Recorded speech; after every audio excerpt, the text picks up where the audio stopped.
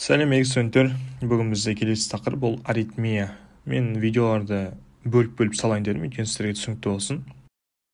Аритмия дегеніміз оны жүректің қалыпсыз соғуы. Осылай жазып ал, жүректің қалыпсыз соғуы.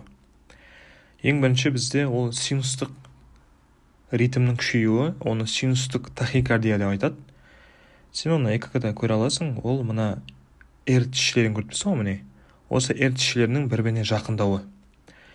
Синустық тахикардияда П тішесі болады, QRS тішесі болады, барлығы орнында. Тек қана РР аралықтары жақындаған, көрдің бе? Төменде бізде суретте норма тұр, ал жоғарында РР аралықтарын санап қарасаң да жақындаған бір-біріне. Бұның себебі өте көп, әртүрлі дәрі-дәрмек, гипертиреоз кезінде болуы мүмкін. Бірақ бұл правильный ритм, но синустық тахикардия. Синустық түйіннен импульс көп келіп жатыр, РР аралықтары жақындаған. 80 мен 140 аралығында болады, жүректің соғуы 140-тан аспайды бірақ. Келесі әрине міне синустық брадикардия, бұл деген жүректің соғуының төмендеуі. РР аралықтары, уже көрдің бе, алшақтаған, бір-біріне алыс болып келеді. Мына жерден де көруге болады, РР аралықтары ұзарып кеткен. Оған да көптеген себеп бар, но сен главный білсең болды, синустық брадикардия дегенде РР аралықтары алшақтап кеткенін байқайсың. Келесі бізде енді пароксизмалды тахикардия дегенді қараймыз. Пароксизмалды тахикардия деген сөз, ол жерде бір ошақ бар деген сөз, атипті. Сол эктопиал ошақтан тоже импульс келіп тұр да. Мысалға бізде синатриал түйін ба, атриометикуляр түйін бар ғой, негізі сояқтан келу керек импульс. Бірақ тағы да бір ошақ бар, эктопиал. Сол ошақта тоже импульс бөліп тұр. Соның әсерінен жүректің соғуы 140-тан да жоғары болып тұр. Егер жүректің соғуы 140-тан жоғары болса, болды, уже оны пароксизмалды тахикардия деп айтамыз. Оның өзі екіге бөлінеді. Қарынша үстілік и қарыншалық болып бөлінеді. Қарынша үстілік пароксизмалды тахикардия, одан кейін қарыншалық пароксизмалды тахикардия болып екіге бөлінеді. Енді біз пароксизмалды қарынша үстілік тахикардиядан бастайық. Қарынша үстілік пароксизмалды тахикардия кезінде біз мына П тішесін көбіне ЭКГ-да көрмейміз. Мына бірінші суретке қара. Бізде П тішесі QRS-ке қосылып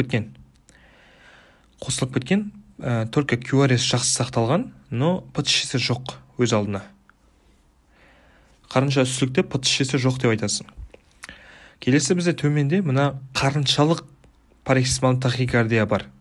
Ода өзгеріс бізде мына QRS бұзылған.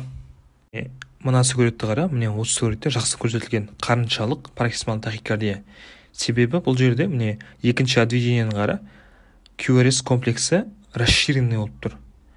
Негізі андай сызық сияқты болып тұр керек қой кәдімгі. Мына жерде де қара, міне В1, В2-де, В3-де де тоже деформациясын көріп тұресің, осындай көресің. QRS ба, сызық сияқты болып тұр керек мына жерде, но расширенный болып тұр. Осы жерлер түсінікті деп ойлаймын. Келесі бізде фибрилляция. Бізде фибрилляция деген ол мына жүректің қалыпсыз соғуы. Ол жерде эктопиал ошақ көп деген сөз и импульс көп. Бірінші бізде фибрилляция екіге бөлінеді. Жүрекшелік, сосын қарыншалық көп. Мына суретте сен жүрекшелікті көріп тұрсың. Өйткені жүрекшелік фибрилляцияда F толқындарын көресің. F толқындары тұр, міне П тішесі жоқ, оның орнына F толқындары тұр. Ал мына QRS комплексі сақталған. Көрдің бе? QRS комплексі сақталады, только жүрекшелік фибрилляцияда F толқындарын көресің кішкентай. Ал келесі ол бізде қарыншалық фибрилляция. Міне төменде тұр, фибрилляция желудочка деп. Бұл сен ЭКГ-дан арқайын көре аласың. Өйткені бұл деген хаос, яғни бізде QRS комплексі хаос болып атады, деформированный болып атады, беспорядочный комплекстерді көресің, соғып жатқан. Онда кезде только дефибриллятормен қолданып қалпына келтіреді врачтар. Сен оны арқайын көре аласың, осындай төмендегідей беспорядочный комплекстер болады QRS-тің. Оның ешқандай бір белгісі жоқ, тек қана QRS бұзылған бұл жерде. П тішесінде көрмейсің, ешқандай көрмейсің сен. Нақты кәдімгі PQRS-ті көрмейсің, только осындай ретсіз тішерді көре аласың. Келесі кезекте бізде дәлел деген бар. Ол бізде трепетание деп айтады. фибрилляциядан айырмашылығын біліп алғаның дұрыс. Трепетания кезінде сен діріл кезінде тоже F толқындарын көресің, бірақ үлкен F толқындары. Қарап, мына жерде трепетанияның ерекшелігі ол оның F толқындарының толқындар бірдей бірдей болып келеді. Фибрилляция сен көресің, олардың әртүрлі болатқан. Біреу қысқа, біреу ұзын. Ал мына жерде қара, сен F толқындары кәдімгі амплитудасы бірдей. Мына жерде де солай, мына жерде де, яғни олардың трепетаниясы дірілі бірдей болып тұрады, F толқындары. Бір F толқын алға жоғары кетіп қалмайды, бір F толқын төмен болып қалмайды. Айырмашылық осы да. Бұл деген сөз жүректің 300-ден артық соғып жатқанның белгісі. Дірілдеп ата жүрек. Есі бізде экстрасистолия деген нәрсе. Бұл бізде жүректің тез жиырылуы деген. Жүрек тез жиырылып атады. Көбінесе ЭКГ-да көрінетін ол қарыншалық экстрасистолия. Белгісі дөрекі қарыншалық комплекстер.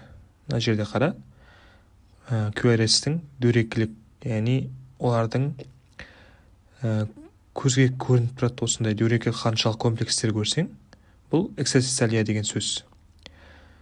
Жүректің тез жиырылып жатқандығын белгісі. Оның әртүрлі себептері бар, но сен главное ЭКГ-дан көре алсаң болды. Мен бірнеше фотосын көрсетіп қойдым мына жерде. Кезекте бізде стенокардия. Стенокардияның не екенін білесің, ол ишемиялық себептен туындайды, әртүрлі вазоспастикалық дегенде бар, мына спазмның. Бізде қан тамырлары бар, жүрекке келетін, олар коронарлы қан тамырлар, жүректі қанмен қамтамасыз ететін. Егер сол жерде атеросклероз болса, ол қан бармай қалады. Оны ОКС синдром дейді, острый коронарный синдром. Бұл кезде сен стенокардияны ЭКГ-да көре аласың, мына ST сегментінің депрессиясы кезінде. Оны көрмесе стенокардия ұстама болып жатырған кезде ғана көре аласың.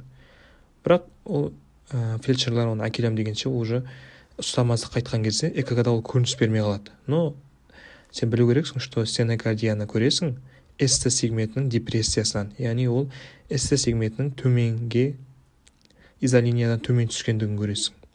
Мына жерде көрсетіп кеттім. Міне инфаркт миокарда, бұл бізде жүрекке қанның бармай қалуы. Біз оны ЭКГ-да көреміз, мына ST сегментінің жоғарылауымен. Негізі мысық парлы дейді. Не только мысық парлы көрінеді бізде, ол просто кітапта жазылады, ол басқа да түрлері болып көрінеді. Но главное сен білу керексің, что инфаркт кезінде бізде ST сегменті жоғарылайды. С подъемом ST сегмента дейді. Ал V1 мен V6-ның маңыздылығы бұл жерде, ол қай қабырғасының локализация қай жерде, инфаркт миокарда қай жерде болды, соны анықтау үшін. Егер бізде V1 мен V2-де болса, онда көбінесе передний перегородочный алдыңғы қабырғада инфаркт миокарда бар деген сөз. Мына жерде секілді.